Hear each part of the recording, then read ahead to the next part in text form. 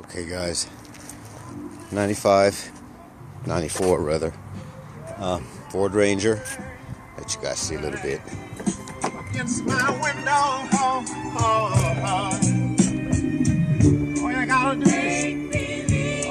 do okay, what I'm trying to do is get that freaking oil pressure gauge hooked up. So, oil sending unit.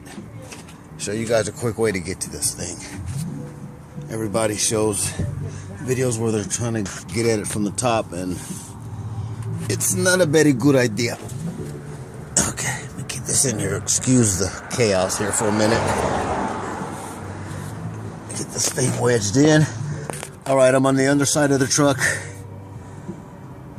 Under the truck. Driver's side. You guys can see that little bastard right there. See it? Okay.